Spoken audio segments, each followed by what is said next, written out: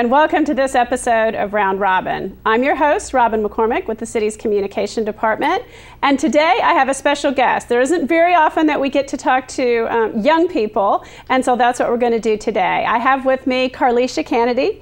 She was the Hampton Spelling Bee champ who got to go to the National Spelling Bee this year. And I just wanted to get to know you a little bit and to let the folks out there get to know you. This is a really big honor. This is a national platform. You tell us a little bit about yourself. You are originally from California, you said? Mm-hmm. I'm 15. I'm a freshman. I like to go shopping and I like to dance and sing. You like to dance and sing? Yeah. Now, how did you get good at spelling? I mean, that is a very specialized skill. Some kids are good at math, some kids are good at sports, some kids have, writing, but spelling is so technical. I honestly don't know how I got good at spelling. I guess it just comes naturally. So it just came naturally. When did you figure out that this was something you were good at? When I did the spelling, I used to always pass my spelling test, but I would never study. So all along you've done pretty well at those weekly spelling tests that you have in school, really starting in grade school, right? And you knew you were good, and you knew you didn't have to study. When did the spelling bee, was that just this year, or has it been in previous years you've entered school spelling bees? It was this year, but it was by accident. It was by accident. Okay, so this year you were an 8th grader then. Mm-hmm. At what school? Lindsay. At Lindsay Middle, okay. And they had their spelling bee, and how did you enter by accident? I thought we were doing a stand-up spelling test, but it was the spelling bee, the class round spelling bee, and I won it. Now, so did they trick you into that? Or, I mean, so it was voluntary, but you wouldn't have done it if you'd known it was the official spelling bee? Why, no. Just because you're shy? Mm-hmm. Really? So you thought it was just a classroom test, an oral test, and you entered and you won for your class or for Lindsay? For my class. Okay, so for your class. And then what happened? And then I went to the school spelling bee. Okay. And I won that one too. Did they have to talk you into that, or were No. You were okay by then? I just went.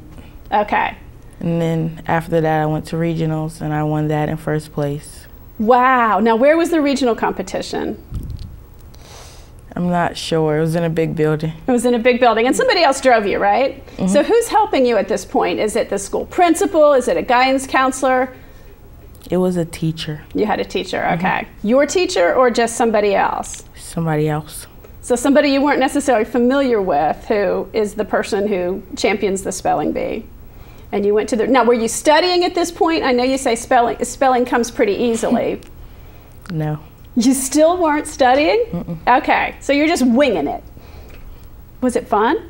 Yeah, I was scared. I was going to ask if it was scary. So the regional one, are you up on a big stage? Yeah. A lot of kids? About 20, 22. All right, so it's not huge yet, but that's still pretty many people. And do you remember any of the words they asked you on that one? They asked me for falconry and cameo. Cameo, all right, spell it for us. Cameo? Mm-hmm. C-A-M-E-O. All right, falconry. That's not a word you hear a lot. That's like old English, days of hunting with falcons. How do you spell that one? F-A-L-C-O-N-R-Y. Okay, and these are all, words that you just spelled by hearing it, or your mind just works in that way. You can see it visually, or you sound it out. How do you think about it? I picture the word in my head. Okay. Then I sound it out, and then I try to spell it, then I spell it. Karlesha, do you read a lot? Yeah. That probably helps, because you can't picture a word in your head, unless you've maybe seen it somewhere or can envision seeing it. And I would think that the printed, books help a lot. Have you always liked to read? Yeah. What kind of books do you read? I like mystery books. Okay. And where do you get books? Do you go to the library? Do you check them out at school? I check them out at school and I go to the library. Okay. And tell us where you live, Karlesha. Right now? Mm-hmm. I live in Lincoln Park. Okay. With your dad? Yes. All right. And so you win the regionals. Then what happens? I went to Washington, D.C. for the Nationals. So when you won the regional, what did that feel like? Like what went through your mind? A lot went through my mind. I was really excited. I bet you were. I mean, that's really cool. So then what? Then did you like panic? No. Really? That's I was good. just overly excited. So going to Washington, that's a big, did you start studying at this point? Yeah. So now it's serious. Now you're going to study. Tell us how you studied, how you prepared. When I was studying, I did the same thing, but I did it more. Okay. I studied 3 hours, and in those 3 hours I had half a page, which was like 100 words. And then I did it every day. All right. So 100 words a day. Did you had some sort of a book or an online source that said these are traditional spelling bee kinds of words? I had packets and online. Okay. And you know, so spelling bee words are not always words that the rest of us have heard. Like a lot of times they're not things you can even think of a definition for. I mean, they're hard words. So how did you do that? How did you push yourself through 100 words a day? I just wanted to keep going on. I didn't want to quit at the last minute. All right, so you were at this point pretty motivated, and you would just sit and read the words. You said something about steps. How did that work for you? I would choose a word, and then I would go over the word in my head. Then I would walk down the stairs, and each stair is a different letter. So when I go too many stairs, somebody will tell me that I spelled the word wrong. If I go too many less, then somebody tell me to spell the word wrong. Okay, so you had a coach who would work with you. Where were these stairs at your in my house. Okay, all right. That sounds also like a very active way. Like I would think that studying spelling, you know, I would think of people sitting. And so getting up and moving, did that help your brain, or did it just make you not go crazy sitting in one place? It helped my brain. I don't like sitting in one place. I kind of fidget. You can probably tell. I don't either. I get bored pretty easily. So that, I think being active would help. It would help it translate, would help maybe a memory thing. Okay, so who went to DC with you? My dad. Just your dad? Did anybody from the schools or anywhere else go? A teacher went. Her name was Miss Francis. Okay, so Miss Francis went with you guys. And what did you do to prepare? Now I heard something about you had a little shopping trip or some help getting ready? Yeah, I did. Tell us about that. I had people take me shopping to get new clothes for spelling bee, make sure I was ready and prepared. And that's nice, because when you're going to be, you know, potentially on TV, you might not. Clothes can give you some confidence and make you feel good about it. You look great today, by the way. Thank you. So it was Redevelopment and Housing Authority people who helped raise that money and take you shopping, wasn't it? Yeah. Okay, okay.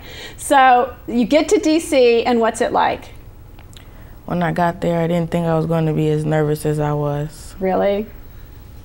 Where did you stay? In a nice hotel somewhere up there, or? The Gaylord National Hotel. Oh, that's nice. That sounds very nice. And were a lot of the contestants there, or all of the contestants there?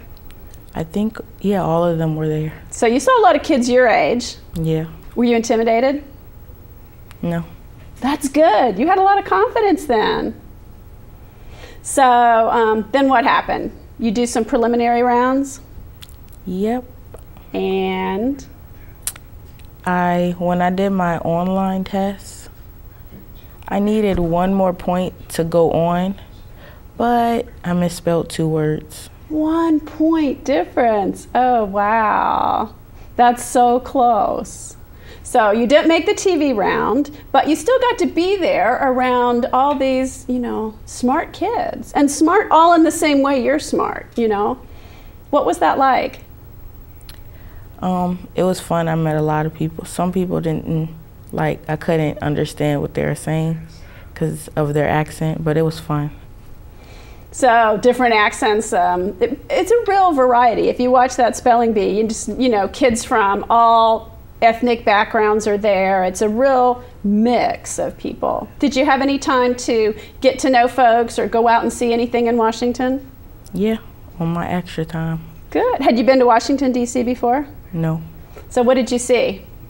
I seen the Awakening statue, and I went to see the Martin Luther King statue, and I just seen other sites. It's a great place to visit and wander around that, mall area. There's so much to see there. So where are you in high school now, Karlesha, or where will you be starting in high school this fall? As a freshman, ninth grade.